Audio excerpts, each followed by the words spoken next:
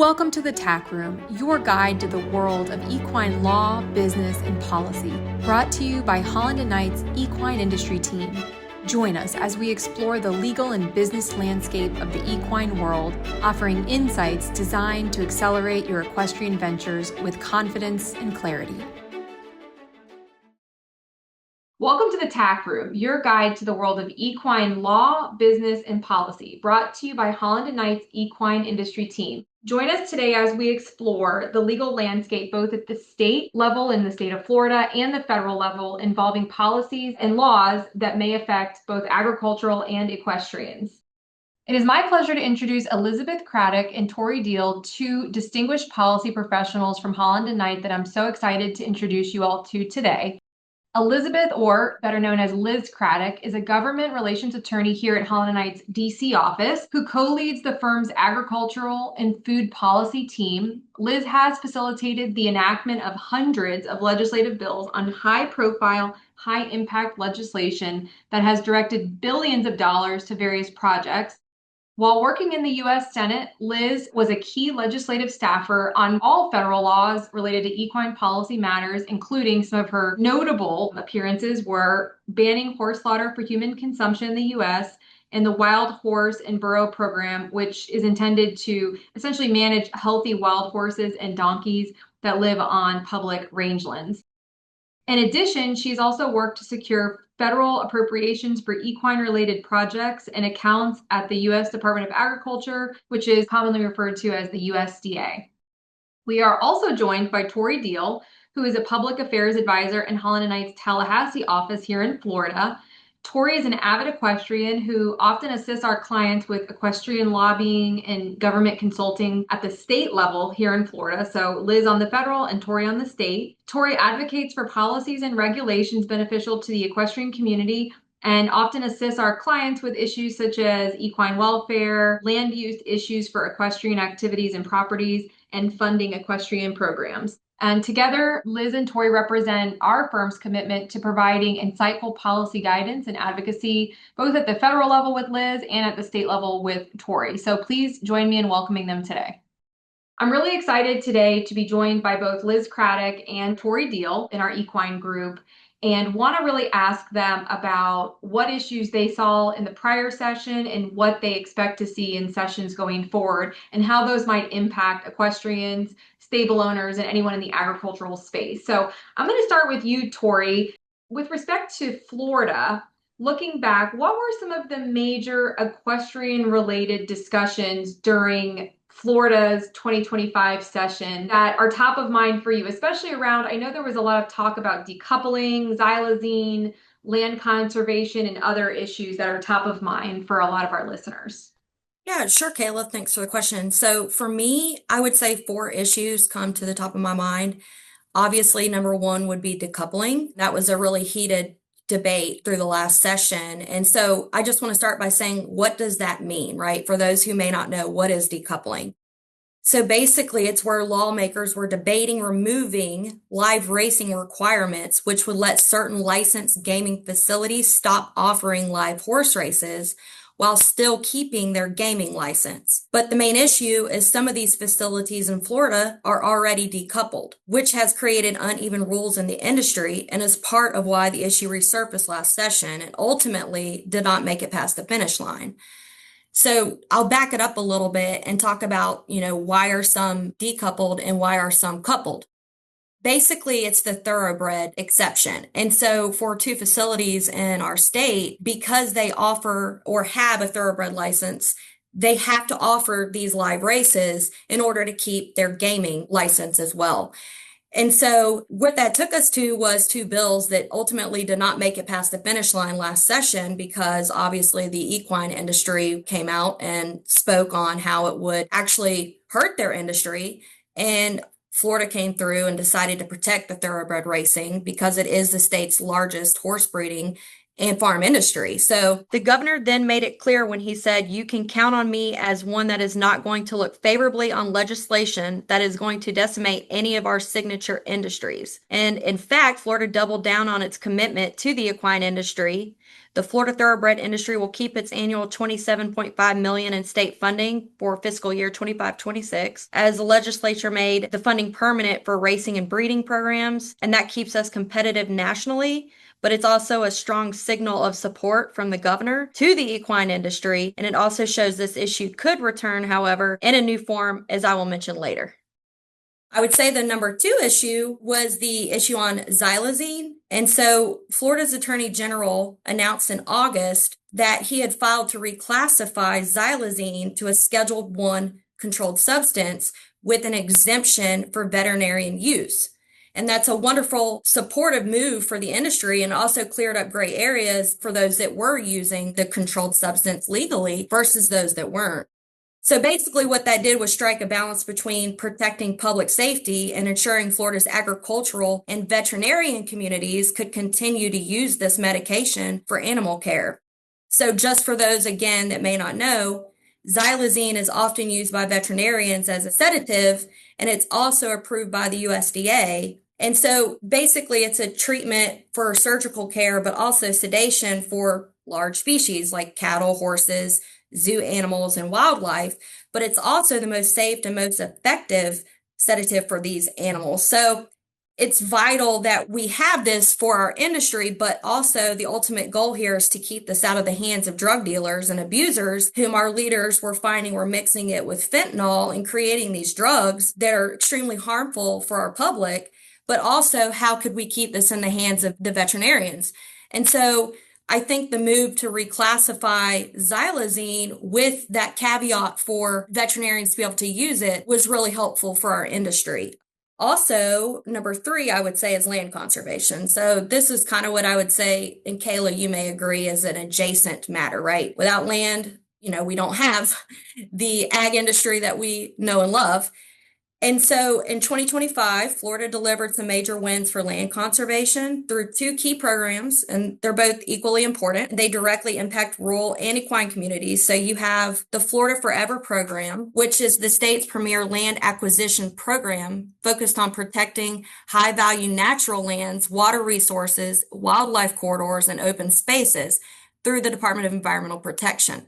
And so in 2025, the state legislature put approximately $18 million, with the governor recommending additional support of up to $130 million for these acquisition categories. And basically what that does is it helps safeguard landscapes for horse farms, training facilities, rural economic, development projects.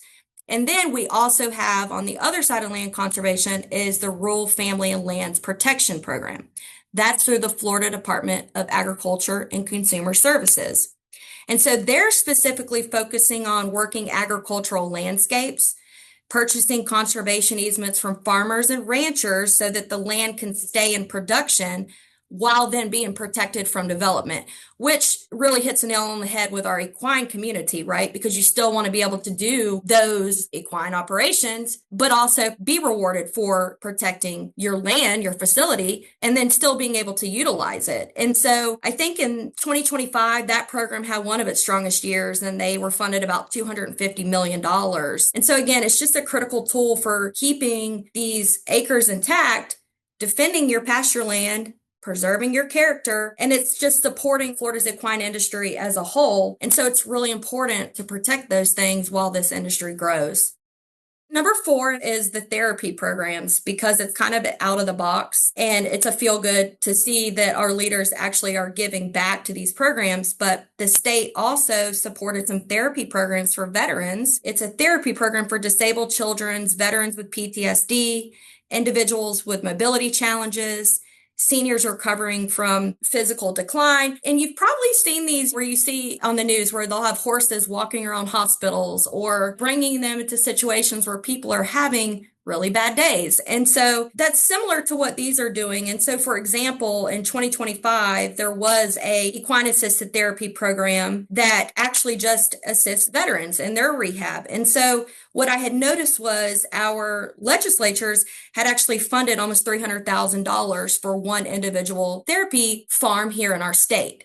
And so you start to see those trends where your local delegations are wanting to support these programs, and I think it's wonderful. And so, Kayla, these are probably the four issues that I saw in 2025 that really come to the top of mind for me. And it's just so important for stakeholders like breeders, trainers, horse owners, veterinarians, farm owners, therapy centers, industry associations, even your feed and equipment suppliers, which are your broader agricultural community, to have proper advocacy in place, because these issues are moving targets. And without someone guiding the conversation, you do risk being left out when these policies and dollars are being decided. And so I would say those are probably the four in Florida from the last session.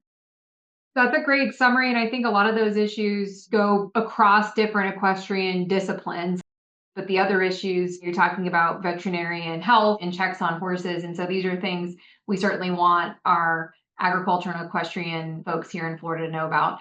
So Liz, on the federal side, I mean, we know that you operate more in Washington, D.C. on the federal equestrian type issues. What, looking back on it now, do you think are some of the major equine related discussions during the 2025 session at the federal level that you think are important for the equine industry to know about? Thanks, Kayla. And Tori, what a wonderful exploration of all the issues happening in Florida. That was very thorough. And frankly, I learned a lot about what's happening in Florida. So thank you for that. You know, at the federal level, it's a little different. We obviously, in 2025, have a brand new administration in town, as well as a unified Congress, meaning that both the United States Senate and the United States House are both controlled by the Republican Party. So we have a unified government in DC, and that has, for the first time in several years, spelled an opportunity to move potential legislation swiftly through Congress through a process called budget reconciliation. For those of you who are avid civics geeks, perhaps you are familiar that the United States Senate has something called the cloture rule, in which you need 60 votes to advance legislation regularly through the chamber. Budget reconciliation is a process that can be invoked to only need 50 votes to move measures that pertain to fiscal matters, so the budget, taxes, the deficit, through Congress in a more quick manner. And for much of 2025, we saw the United States Congress sort of focused on the One Big Beautiful Bill, OB3 as we like to call it in DC, move through Congress. That definitely had most of the oxygen, I would say, in the halls of Congress. And there was hope in that opportunity that we might see a couple of tax provisions related to horses sort of move through in that package. One is the Racehorse Cost Recovery Act, which would make permanent the 3-year depreciation schedule for racehorses, regardless of their age when placed into service. And the other was the Racehorse Tax Parity Act, which would shorten the holding period for equine assets to qualify for long-term capital gains treatment and align them with similarly situated investments, sort of ensuring a level playing field. So there was hope that maybe both of those or either of those might have made it into budget reconciliation. Unfortunately, that was not the case. But when we preview 2026, there may be another opportunity. I would say that process was definitely the focus of DC, but I do think that horse and equine issues generally have a very big, broad base of support in DC. I think it's obvious that they don't necessarily grab the headlines. You're not seeing lots of members of Congress sort of focus on this day in and day out. But there is a strong base for these issues in DC, which is really nice to sort of build off of. And that we have seen in this 119th Congress. It's a 2-year Congress at the federal level. So for 2025, we've seen already about 50 bills related to equine and horse issues introduced. Those are ranging from a variety of topics, but some of the top ones are horse slaughter for human consumption, sort of banning horse slaughter for human consumption, wild horses and bureaus, legislation related to the racing industry, anti-soaring regulations, and tax provisions. So there's a whole host of issues that we have seen via legislation in DC related to horses and equines. I think the main piece of legislation that most in the agriculture community were hoping to see was the Farm Bill, having that reauthorized permanently for the next 5-year cycle. Unfortunately, we are in a 1-year extension, so we haven't seen that bill go through its sort of final reauthorization, but hope springs eternal, and we are definitely hoping that we might see some action on it in the following year. In the Farm Bill, there's a whole host of provisions related to USDA and giving authorizations for APHIS, research related to equines. There's a couple in this particular Farm Bill drafts from the House Agriculture Committee. There are a couple of provisions related to centers of excellence. One focused on livestock, including horses, and another center of excellence focused on veterinary medicine for large animals. So even at the federal level, we see a lot of attention through some key stakeholders very focused on these issues. And what I would say about the federal level, that you have to be very careful about how you're trying to move these bills through, because the Senate and House floor schedules are often so busy that you're likely not going to see one of these particular bills take up an entire week's time on the Senate floor. So it's about being very strategic about how you're moving these bills through Congress. Who are your key stakeholders and coalition members that you're working with to advance these bills? What vehicles are moving through Congress that you may be able to attach these pieces of legislation to? So you want to be very strategic and careful as you work on these issues, I would say, at the federal level. Two other issues that I quickly want to highlight that have presented themselves in 2025. The first is tariffs. There has been a lot of commotion, if you will, regarding tariffs and how they may or may not relate to the equine industry. Obviously, horses are imported to this country for a variety of reasons, perhaps for breeding or racing, working horses on farms, etc.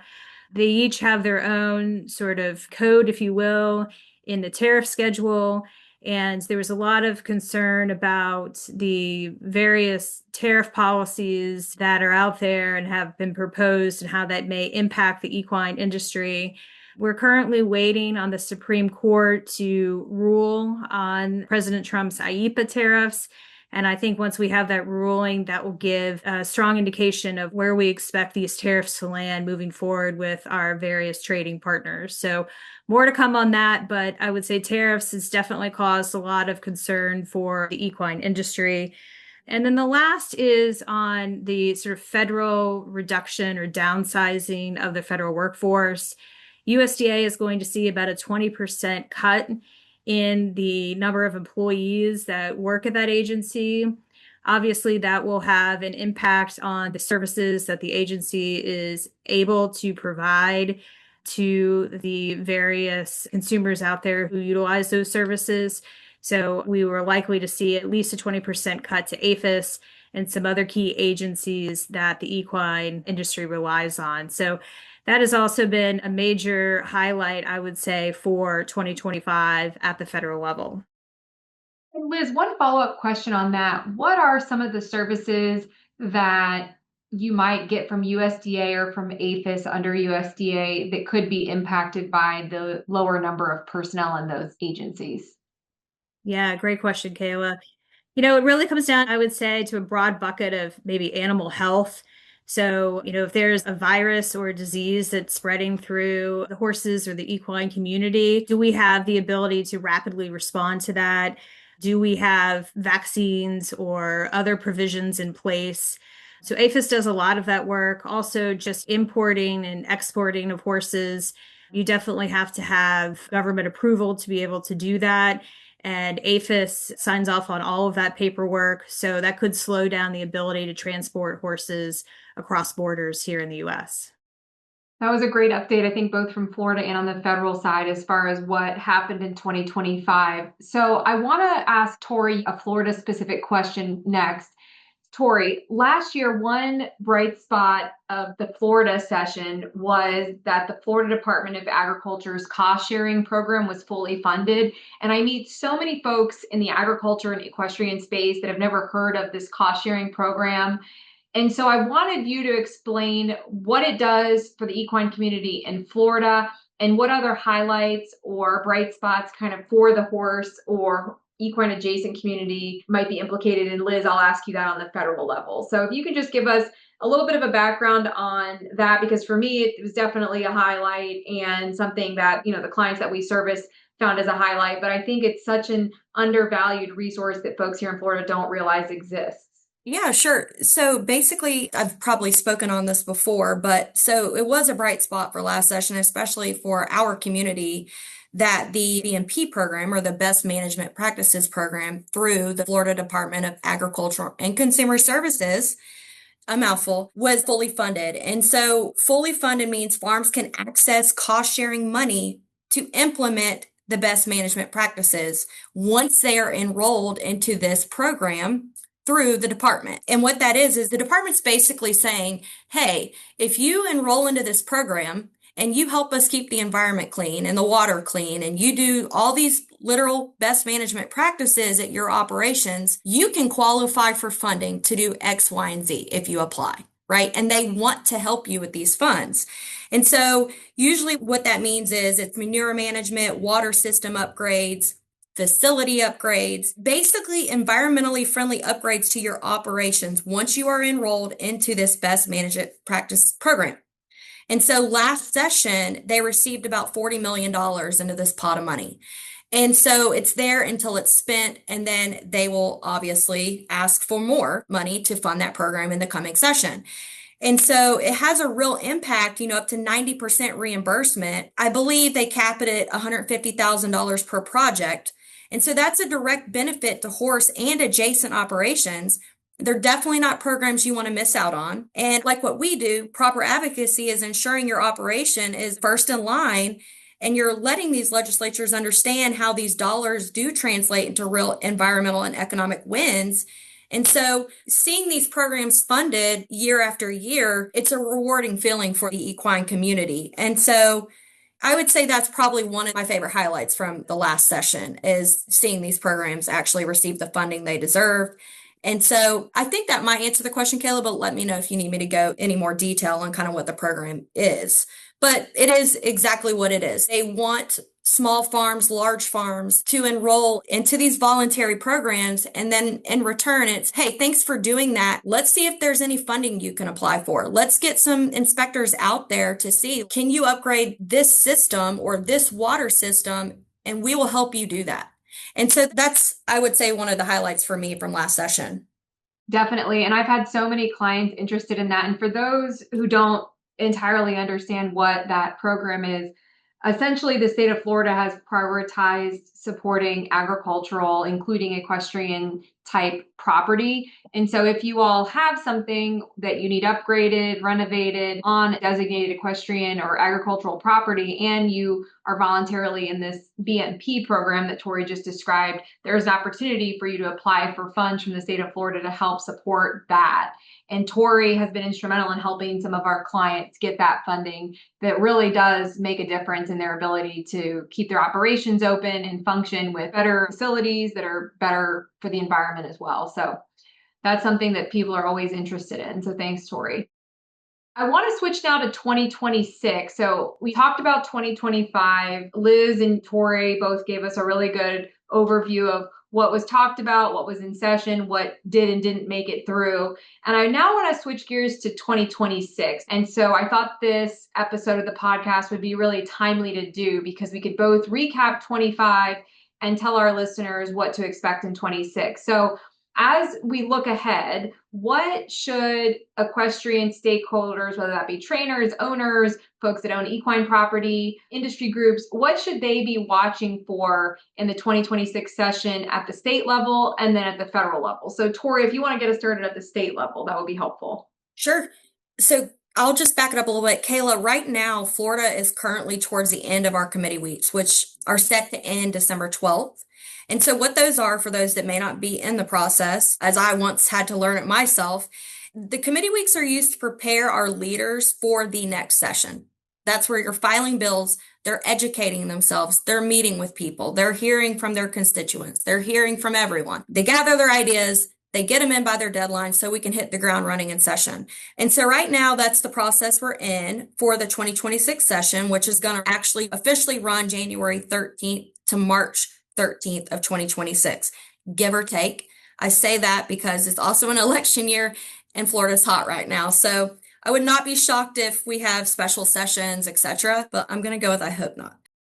So these are a few items I would say the industry needs to keep an eye on. And again, you'll have heard some of these prior, but obviously conservation dollars and property taxes, that's going to be up for discussion. With Florida's growth, we're going to expect pressure on land use policy and property tax drama that could impact horse farms and agricultural operations. Obviously, anything related to property tax, the state is going to want to keep their eye on. Currently, on the property tax side, we have about 8 proposals being discussed. The idea is for these proposals to be decided by the voters. Speaker Kayla Pragid said that the House does not need to limit itself in preparing one single plan, but instead will allow the people of Florida the ability to choose some, all, or none of the proposals on their 2026 ballot. All of these proposals will have 2 components. First, they will have language that specifically prohibits a government entity from reducing funding for law enforcement. And second, they will exempt school taxes. Property taxes actually, I think, make up 40% of school funding, somewhere around $21 billion. On the conservation dollar side, such as the programs I mentioned already, Florida Forever through DEP, and the Rural Family Lands Protection through FDACS, they have already submitted their request. DEP's 26-27 budget includes $150 million to protect Florida's conservation lands through one-time investments and by restoring $65 million in recurring funding to Florida Forever. While DACS, or Florida Department of Ag, is requesting around $150 million in conservation easement funds, and an additional $200 million in recurring funding for acquisitions for land protections that we discussed earlier. So that's obviously something you're going to want to keep an eye on. And then our favorite topic, decoupling. As I mentioned, it has come back, but not because of a new bill, but because of a 2021 law that lets some gaming facilities drop live racing. And so now it's being challenged in court. So the bill dies. Obviously, we go the court route. The lawsuit is actually cracking the door back open. And so depending on how the judge rules, it could actually reignite the entire decoupling debate in 2026's session and beyond. Basically, even if the governor keeps backing live racing, the industry still needs to be ready. The future of horse racing is literally sitting in a courtroom. So we'll keep our eye on that and see how that plays out. And then also on xylazine, it has come back, but actually in more of a formalizing method. So the Attorney General, like I said, he has filed to reclassify it to a Schedule I controlled substance with the exemption for veterinary use within his emergency rule. And so this is actually going to run in 2 currently filed bills in our 2026 session. That's House Bill 309 and Senate Bill 432. And so the bill currently does the following. It's exempting the FDA-approved animal drug product containing xylazine to a Schedule I status, and it's going to impose a first-degree felony and mandatory minimum prison term for selling, manufacturing, delivering, or possessing xylazine with the intent to sell or deliver. It is also going to create a new trafficking, in quotations, xylazine offense, with increasing a mandatory minimum sentence and fines based on the amount of xylazine that was involved. And so we're going to be watching that bill. It's a controlled substance bill, has 2 very strong champions on both sides. And so I expect that to be finalized, which again, it's helpful for our community to clear up gray areas like that. Last but not least, one that I do see also possibly tying in federally is solar on ag and equine lands. This is just something I've seen, I've heard, people are talking about it. And so For agriculture, the growing interest in solar on farm and equine lands is cutting both ways, simply because on one hand, it's going to open the door to potential benefits, things like long-term lease revenue for landowners, possible grants or tax incentives tied to renewable energy, and new funding streams that can help operations be financially stable. However, on the other hand, the state is looking closely at how these projects are going to affect farmland preservation and whether solar fields can be responsibly restored back to ag use when that lease ends. So currently we have two bills, Senate Bill 200, House Bill 193, that are for the 2026 session that are showing that lawmakers are trying to get ahead of those questions for 2026. And so how do we balance that, right? And because federal agencies are also exploring how renewable energy is fitting into the broader conversation, Farm Bill producers should expect this conversation to continue both at a state and federal level. I will say, if we're going to talk public awareness, it is definitely worth noting the broader political backdrop.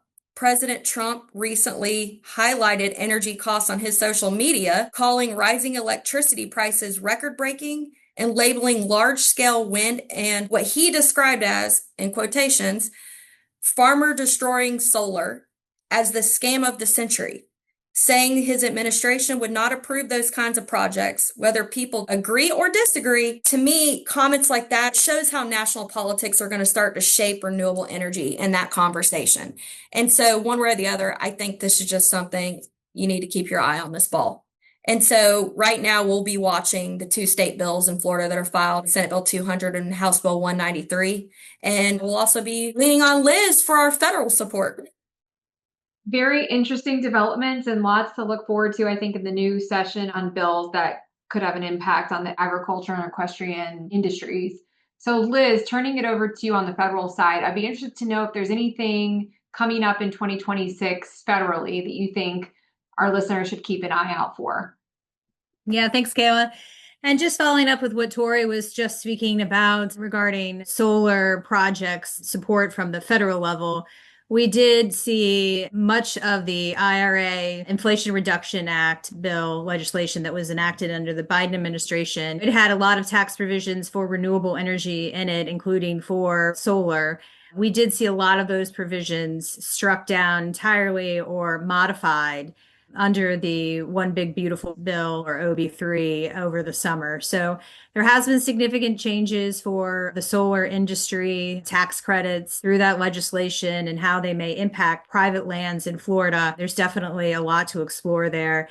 You know, as far as federal lands, I don't anticipate to see too much renewable energy placed in service under this administration, but I do think that there will be opportunities to see those measures move forward, perhaps in the years to come. But that is also a hot topic that is not necessarily equine related. So let me get back to 2026 at the federal level, focus on equine issues. You know, I do think that the outcome of the Supreme Court's ruling on IEPA tariffs is going to have a significant impact potentially on the equine industry and whether or not we are going to see tariffs on the industry and the import and exportation of horses in and out of this country.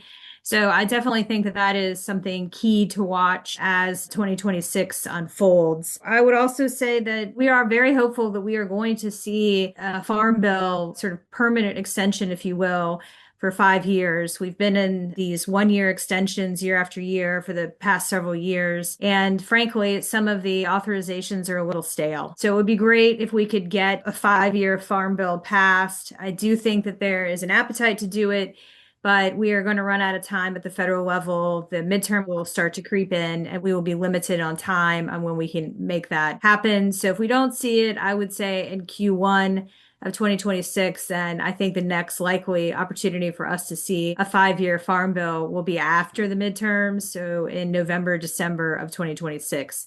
So there's plenty of time to still shape that bill if there are those out there who have a particular interest in doing so, but the iron is hot. So you need to get in and get your advocacy needs heard.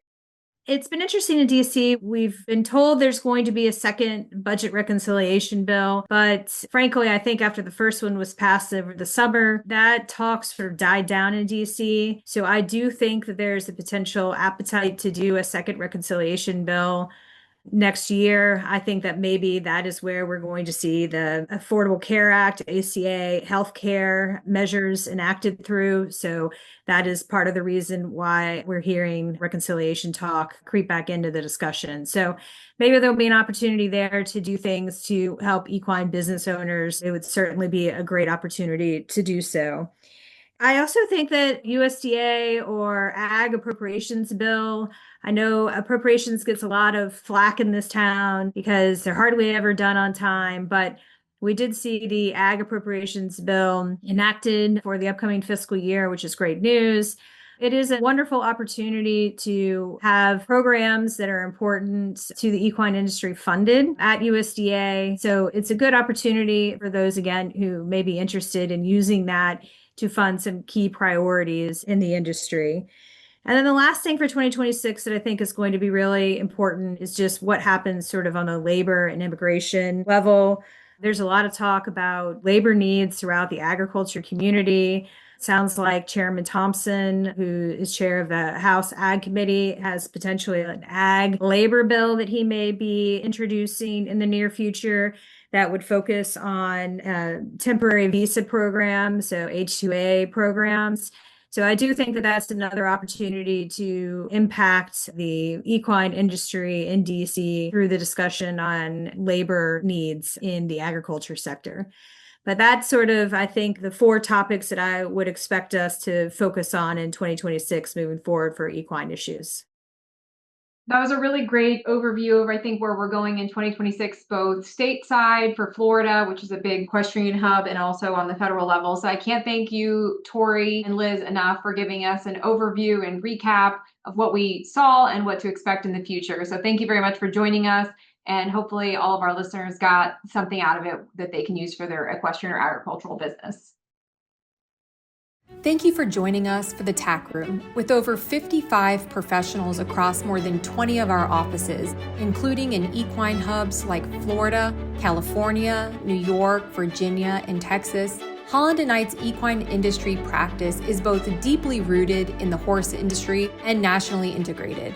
We serve equine professionals, businesses, and equine-adjacent industries on a full range of legal needs, including real estate and zoning, training and boarding agreements, liability and insurance, and even anti-doping and regulatory compliance. Our team also advises on business formation, tax planning, sponsorships, and international transactions in the equine space, combining practical knowledge with industry-specific insight. To learn more, please visit hklaw.com/equine.